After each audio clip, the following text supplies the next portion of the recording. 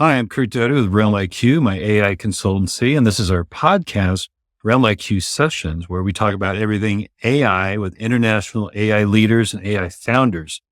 Please give us a follow or subscribe. And today's guest is Seth Hallen, an AI and media tech investor and a media and entertainment technology industry leader, as a member of the Television Academy and the past president of the Hollywood Professional Association. His advocacy is taking AI to new levels, and he's committed to supporting AI in media tech startups, helping them secure funding, further develop their product roadmaps, gain visibility, and build essential connections. He is a connector for sure. So welcome, Seth. So glad to have you on our show. Thank you, Curt. Happy to be here. Great. So I've been following you for years. We've been connected for a decade, I think, on LinkedIn. I'm a former Hollywood guy. You're in the thick of Hollywood, and you have an interesting position because you have years of experience in the production side and the executive side in Hollywood. And you've been an advocate, thankfully, for the adoption of AI in Hollywood. And you clearly articulated many of the reasons why it's been slow to happen, but also are promoting the fact that it is happening now. So I'd love to ask you to elaborate on your kind of evolution and understanding and advocacy of AI, certainly within the film or media and entertainment industry, right? Yeah, sure. Yeah, I am in the thick of it. I live in Hollywood. I work in Hollywood, and I love the town of Hollywood and the industry that's known as Hollywood. And AI certainly has taken the industry by storm. In a sense, it's become the top headline. It's become the main topic of discussion, and has certainly caused a lot of emotional reaction to it, whether you're excited about it or you're afraid of it. It's definitely been a very heated topic. And I just like to think that, and we can get into this more, AI, as far as I've observed, and I've done a lot of deep dives in it and have had the pleasure of interacting with a lot of super smart people that really understand it and are now using it. It's just the next chapter of technological evolution that is not really unlike every other chapter since the beginning of the film industry. And this is just the next one. Yeah, I did read your 4-part article on this, and I've written a lot about the history as well. And so we aligned on all those things. But yeah, so take the talkies going into, the silent film era going into the talkies, Right. I like to tell the story of, there was a small orchestra or at least an organist or a pianist in every theater across the country that would play to those silent movies. And when the talkies came around with a soundtrack on it, a music track, all those people were suddenly unemployed. And there were suicides, it was really a crisis, but Hollywood marched on and created new jobs, right? In sound engineering and, new technology of how to do all that with the movies. So they weren't just talking, they were like, full on, productions with music and voice. So that's Yeah. just one example.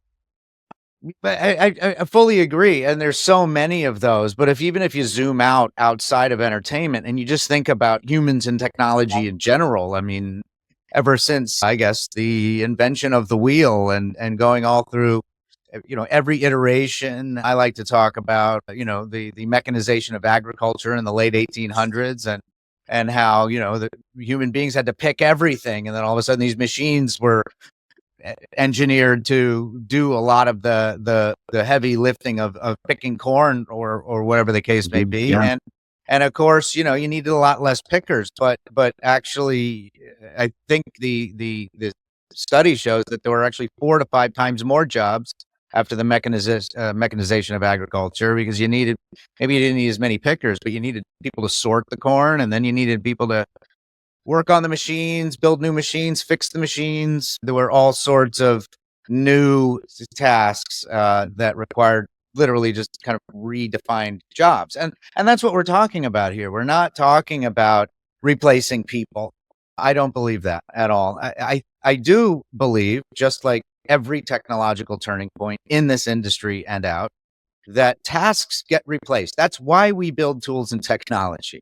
It's to automate and the tasks that usually are the mundane, repetitive, manual tasks that we don't like to do in the first place.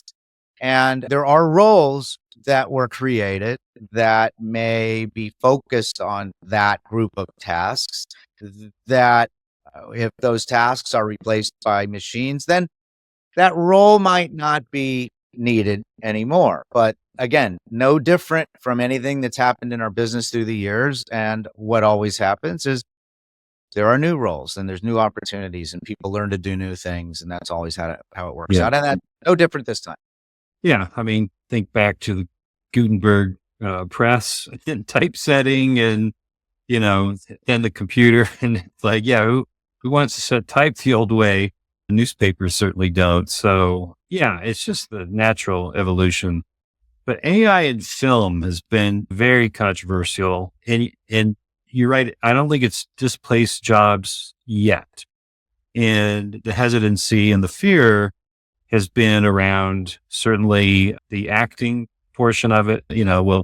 Will avatars of actors replace them and, lost revenue? That's a guild and union issue that maybe got worked out in the final contract. I'm not sure.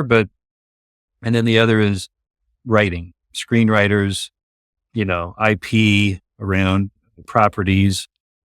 And, there are finally some cases reaching fruition with some of those judgments on, can you copyright something that was worked on by a human using these tools? And, so that's an ongoing battle, but yet the world is using all this stuff and Hollywood is slowly embracing it. I think the thaw is happening. And can you tell us a little bit about that thaw that's happening and what movements do you see in Hollywood that, starts to embrace this? Yeah, I love this topic. And I'm in the camp that machines, AI in our foreseeable future will not replace the real essence and core of human creativity. I think that, take writers, for example, and writing, there's something about human experience and human imagination and inspiration that is really uniquely human, and that those human and emotional experiences that humans have are sort of the inspiration for amazing creative works. And I don't see machines in the near future being able to replace that. I think they can be amazing co-pilots and amazing assistants for that, and can speed up some of the conceptualization processes in a creative process. But I don't see it really replacing the core essence of creativity across the board: acting, writing, any sort of creative work. Again, a lot of what AI can do looks a lot like creativity. And it's shockingly good, and it is very useful. I mean, it is creative in ways, and it can help creativity. It wants to be creative. It sure does. But I think what's happening, and this is where technology's always played a role, is it elevates human output and human process and human things like human creativity. And I think we're on another chapter. I think it's going to, again, unleash and unlock and elevate humans to the next level. So I'm seeing that, to answer your question. There are an amazing community of filmmakers and storytellers and creatives that are using these tools to help create visual stories. I mean, what are visual stories? Visual stories are, you have a storyteller that has this image, this vision, this sequence of visualizations in their head that they want to recreate on some sort of form of media so that other people can experience that, right? Yeah. I mean, that's it. And I like to talk about how that started in the caves with the cave paintings. And in fact, I'm doing a presentation on that next week at HPA. But that's really the essence. And all these AI tools are doing is helping enable storytellers that have these visions in their head, get them out in a form that they can share. But that essence of that, the creativity and the story itself is coming from the human. And these tools are just helping them get that again into a media. Yeah. So I appreciate the fact that Hollywood's finally embracing it, because I'm a firm believer, and I've written a lot about this, is that human-centered AI and further than that, creative-centered AI is where the technology will reach the next level. Because I am very interested that in the hands of a seasoned film editor with 30 years experience and a heck of a filmography takes advantage of these tools and uses them as tools.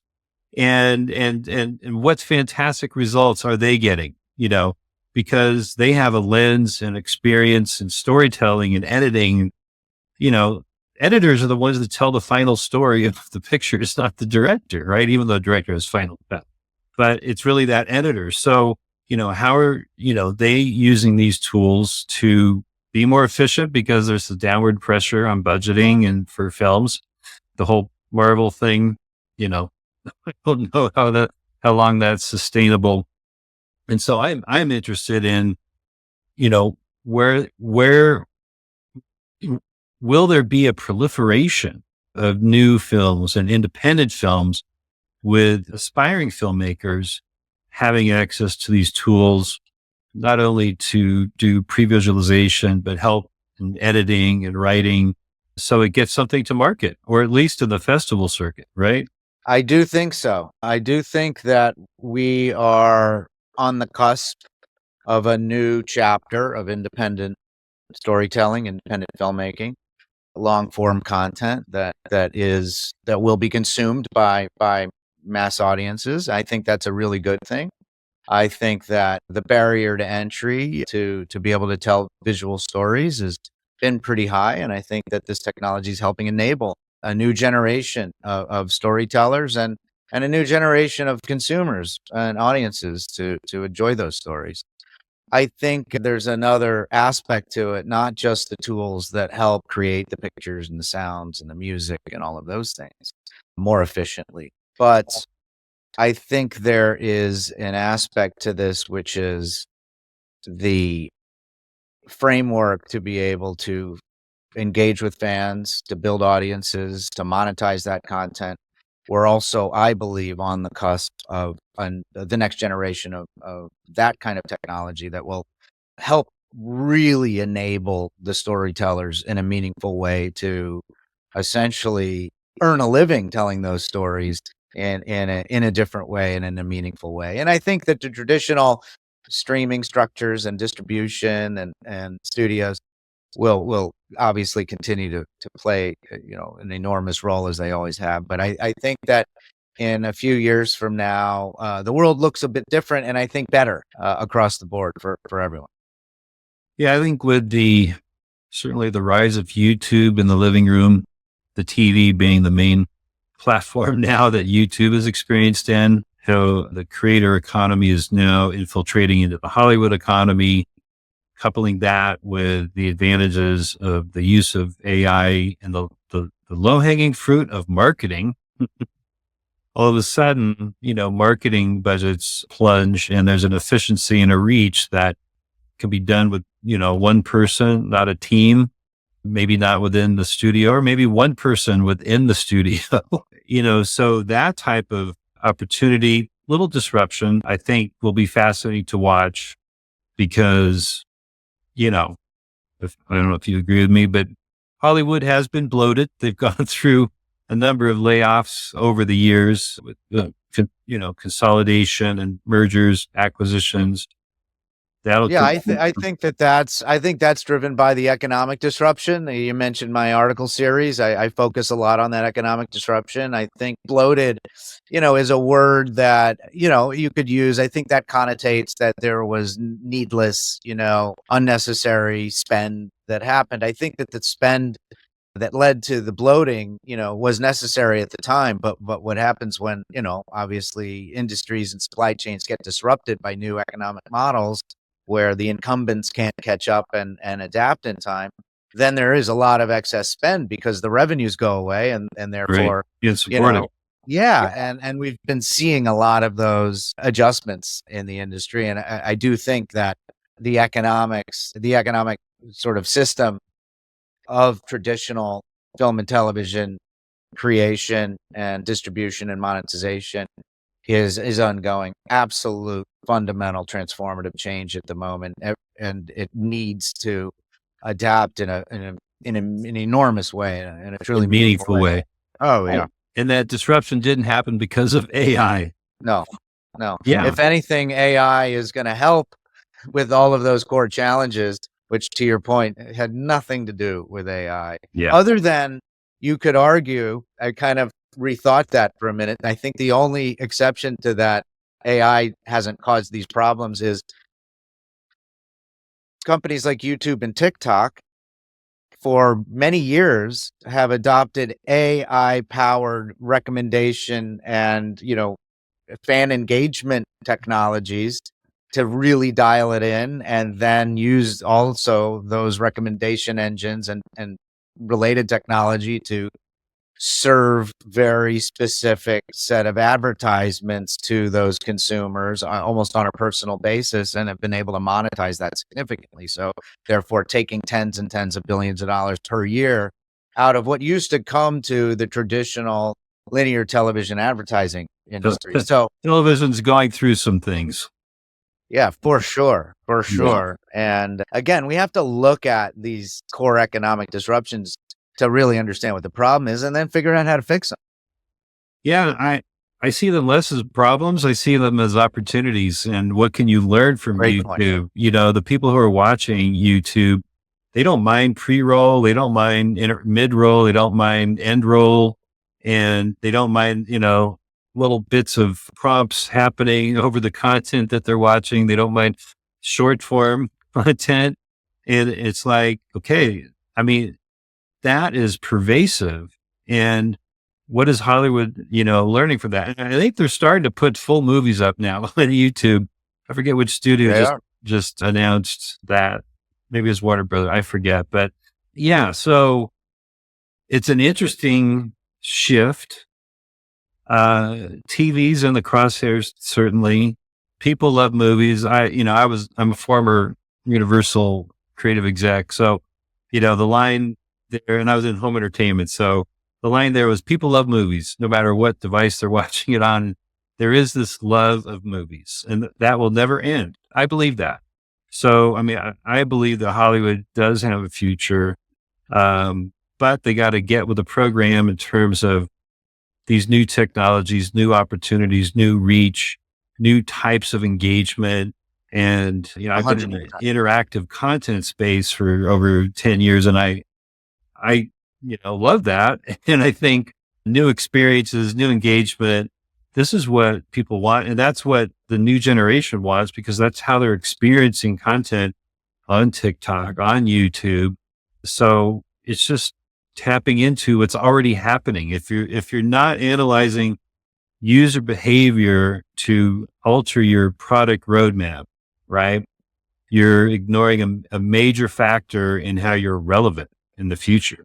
Fully agree, and I love talking to you about this stuff, Curt, because you're dead right. It's tremendous opportunity. These challenges, there's always opportunity in challenges, and this is an enormous challenge that also has equally as enormous opportunities across it. And to your point, television is going through a challenging moment. And again, television never had a problem until what? Until when? Well, until Netflix said, we're going to drop the whole season right now. Well, and that was part of it. But really, and it was the streamers, because the television show was conceived as a sponsor-driven program. Colgate. I mean, that was what it was all about. It was, that's where the soap operas come from, because they would sell soap during these shows. And it was, for years and years and years, and you and I are probably the same generation. I mean, we grew up, there was commercials. That's just the way it was. There was 22 minutes of programming in a 30-minute show, right? Because the rest of it was commercials, and that was just the way things were. And there were commercial breaks, and you would go grab a drink or do your thing. But what happened is there was this all-you-can-eat model.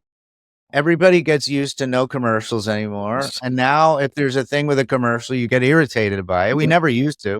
But the problem with that is it was absolutely fundamentally necessary for the economics to have that commercial revenue. The streaming all-you-can-eat model is extremely difficult to make. Become extinct now.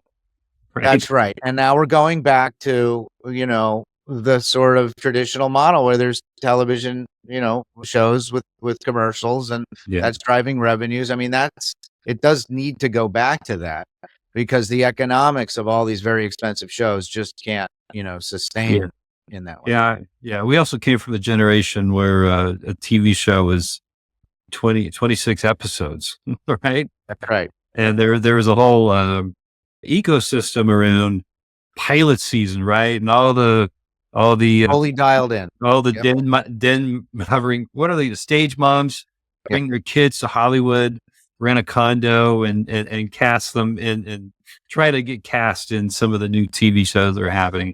I don't know if that's happening anymore, but it's just a huge cultural shift in terms of that whole ecosystem and process and world of television and syndicate. Yeah. What happened to syndication, right? Like that was when a TV show could really make money. It was like, hey, hit your 100 episodes, right? And the writers and the actors and everyone else. All those checks that would come in, right? And, I think, Matthew from Friends, who just recently passed away tragically, I think he was still making maybe $6 million a year just from Friends, right? So, and then you talk to other actors who are in Netflix series, and they say, yeah, I got like a day rate and no residuals. But I think Netflix is going back to kind of that performance, or going back to a performance model in their compensation. So, there's these models are all changing, and, everyone wanted to be on Netflix till they realized, there's no residuals. And then it's like, so that means like Nicole Kidman has to make 8 movies or series a year with Netflix just to keep her friends employed, which is an altruistic goal. So tell me about some of the events that you speak at and what's happening with the leadership within Hollywood, and are they receptive? This conversation now goes beyond like actors and writers and directors and editors to now the executives within the studio system. How are they embracing it all? Are they fearful, or are they embracing this? I think my observation is they're embracing it. I think that many are still afraid to talk about it because it's such a hot topic, and there's so much fear still on among certain communities that they depend on, such as the creative segments of film and television. And so they have to be careful about how they talk about it. But I do think that kind of veil of fear needs to be lifted in order for us to really get traction, really embrace it, just put it all on the table, lean in, find a way to make this sustainable, find a way to help it drive more revenues back into Hollywood, and find real sustainable economic infrastructures that enable, again, all of the people involved in the production and post-production supply chain to thrive. And that's why you asked about, these events. I've written some articles, and I'm outspoken about some things. And so I'm being asked for my voice to be heard in these rooms. I was recently asked to come. They flew me up to Ottawa, Canada, and I spoke at the Canadian Media Producers Association annual event called Primetime. We're talking about this. I was at the Silicon Valley Video Summit also a few weeks ago. I moderated a panel at CES 2025. It was a Digital Hollywood panel. And then HBA Tech Retreat next week, and the Television Academy AI Summit in March. So I'm really trying to work hard try to see what I can do from my little corner. Yeah. Can I move some needles, some minds into thinking about this in a more productive way? Because fear is not productive. Let's figure out sustainable paths forward for all of us, because until we do that, and until people can really speak openly about this, and there's either people that are afraid, or there's people that are afraid of the people who are afraid. As soon as we reduce all of that, eliminate all of that fear, we're still going to be sort of stuck and inhibited, growth inhibited. So Yeah. But I think the creative community continues to move forward. It's really the executive. segment. Well, that's an interesting discussion that you and I can have. I mean, segments of the creative community are not moving forward. Okay. There are segments of the creative community that are very afraid, don't want to look at the tools, don't even want to talk about the tools, and they have really adverse reactions to the word AI. I have very good friends in the creative community that even me, having known some of these people for decades, I can't get them engaged in this discussion, and they trust me otherwise, right? But I can't get them. There are members of a smaller group that's really leaning into it passionately, and that's good. You always need that. But again, the executives on one hand, I think there are executives leaning into it. I think overall, the executives are trying to figure out, really how this can benefit them. But again, in the press and in public, they are very careful about talking about it. So it appears that they're not. Yeah. Yeah. Crazy. Well, what's interesting when I talk about the rest of the world and the creative community outside of Hollywood, I believe that, AI filmmaking and AI filmmakers, you're seeing a lot of short form content, not as many feature length films quite yet, although it will come, but I believe it's a new art form.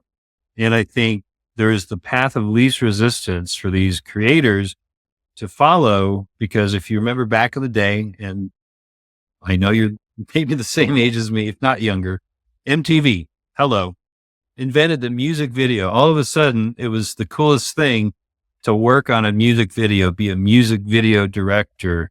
So, and it was a short form kind of, it was the length of a song, right? All this production and creativity went into making it, viewed 24 hours a day on MTV, kind of a new distribution. And I think we're at the same inflection point with AI, because if we just recognize the fact that it's a new art form versus trying to be AI filmmaking, which is obviously threatening some of the community in Hollywood, but Madison Avenue, entertainment, the music industry, they can full on, and they are starting to embrace this. And I think that's something to watch and see how that influences Hollywood, because it's just a freeway to the open road of creativity and non sequitur type of creativity that can happen in a music video or a commercial for a tennis shoe or, or a basketball shoe. I mean, it's incredible, the opportunity, and it's happening. And I think that's exciting. And I think that's a forum where AI in video can thrive. I agree. I think I want to pile on to that. I agree with everything that you're saying. I think what's super interesting to me, and I think about this almost every day, and I have the pleasure of meeting a lot of founders, startup founders that are building and interesting technologies, very interesting takes on what the future is. I mean, that's what visionary founders do. They think about a future that doesn't exist yet, and they build to that. And to hear some super smart people and listen to them about what they think is fascinating to me.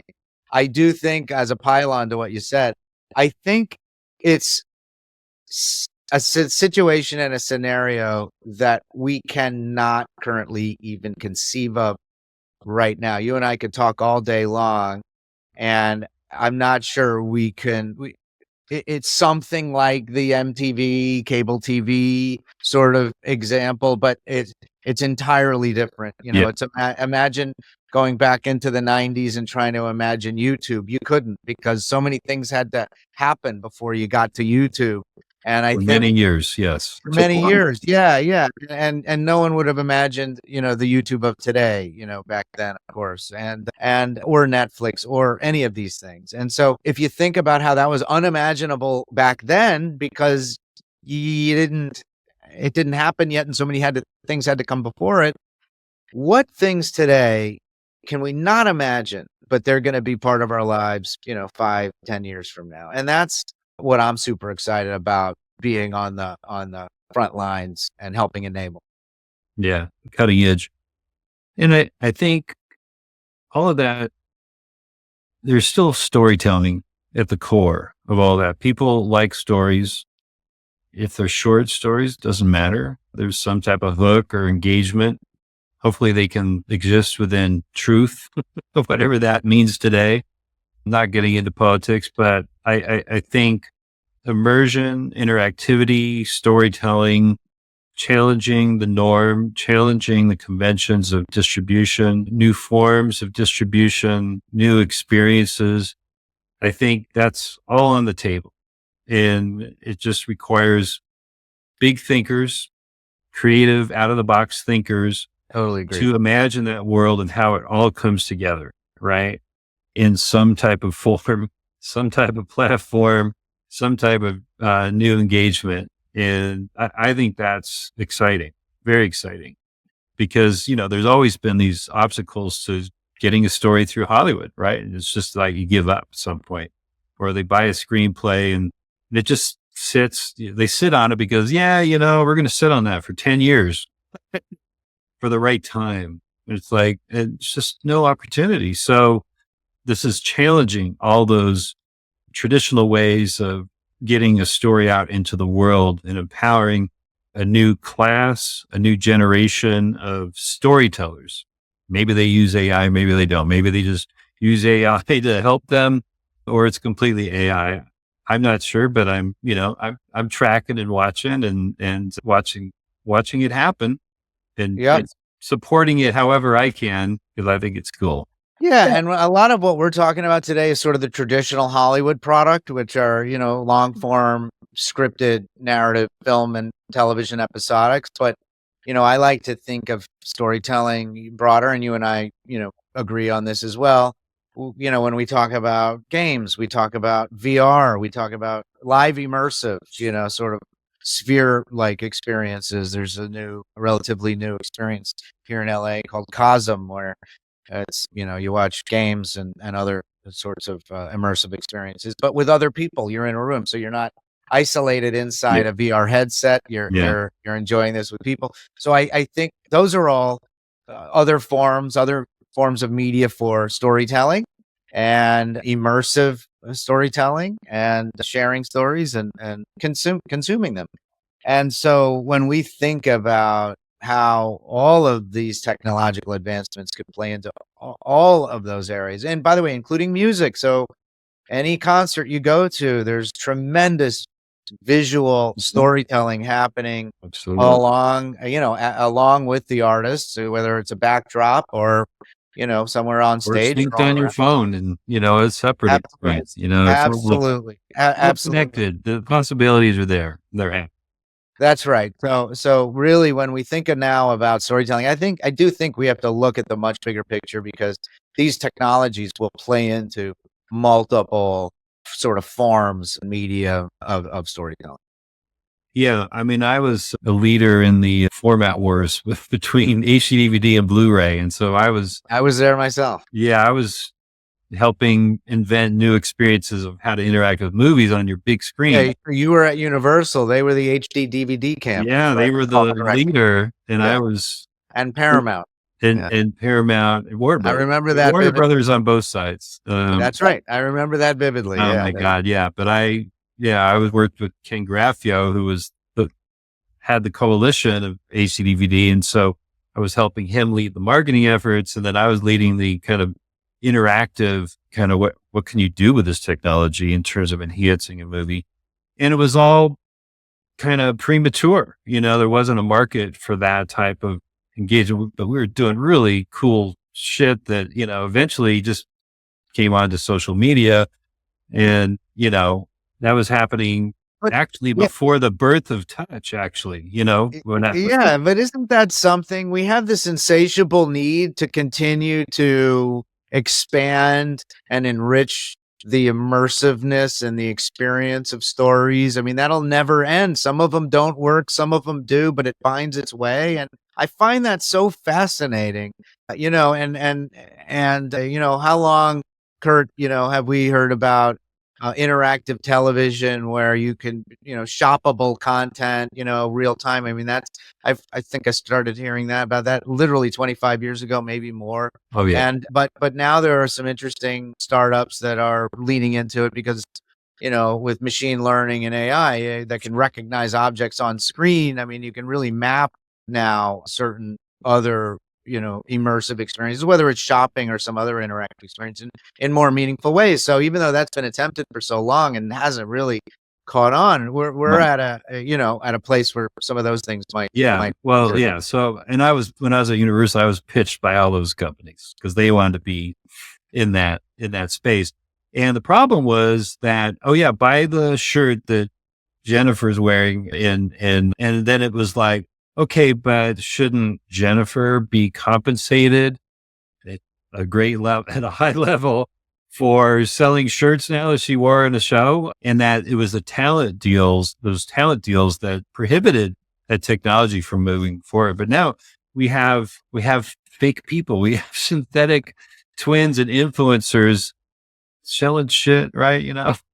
Holding up products, and it looks totally believable. And it's a crazy time for all of that. But, and maybe that technology wasn't for Hollywood. It was for, TikTok, when they finally came out. So again, it's finding the right platform, but there is this thirst and desire to innovate. And it's frustrating when you're one of those people who, you're just doing it a little ahead of, the times in which it could be accepted and or the right platform. So we persist, right? Exactly. Yeah. No, I'm fascinated by our insatiable need to continue to improve tools and technology to tell these stories, to get others engaged, to create commercial, viability around all of this, and that'll never end. Well, that'll never end. Blame the early humans that lived in caves because they started it. Those were the first, the little twigs and animal Storytelling. fur Yeah. and things that they used with berry juice to paint and coal to paint those images on a. That was their PowerPoint, right? Those were their tools and technology. Absolutely. And it hasn't stopped since. And so it's an exciting time for all of that and can't wait to continue to be a part of it. Cool. So we're getting to the end of our podcast. I just wanted to give you the opportunity to plug any event or where people can find you and continue to read and listen to your thoughts on the subject. Yeah, thank you. So the HPA Tech Retreat is starting next week, which is February 17th out in Palm Springs. It is sold out, but there will be, some byproduct coverage on all the things that are discussed there and the needles that are moved in that room, which happen every year. Upcoming in March, there is the Television Academy AI Summit. Unfortunately, it is only for Television Academy members, but that's coming up. And then, of course, we're into NAB season after that and so forth. But for anybody interested in the things I'm writing and the things I'm talking about, the best place is my LinkedIn page, which is just my name, Seth Hallen. Look me up. I think I'm the only Seth Hallen on LinkedIn. Okay. And you are a unique individual. So thanks, Seth, for joining us. And thanks to all of you for tuning in, and catch more of our RealmIQ sessions on your favorite podcast platforms. Please follow and smash that subscribe button. You can also follow us on TikTok and LinkedIn and now Blue Sky, people. Yes, Blue Sky is happening. Thanks again, Seth. Appreciate your time. Thank you so much, Curt.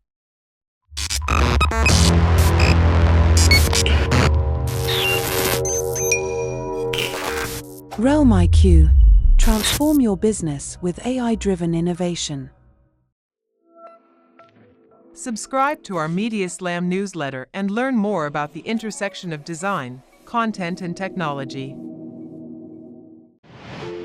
CurtDoty.co. Branding, marketing, and product development.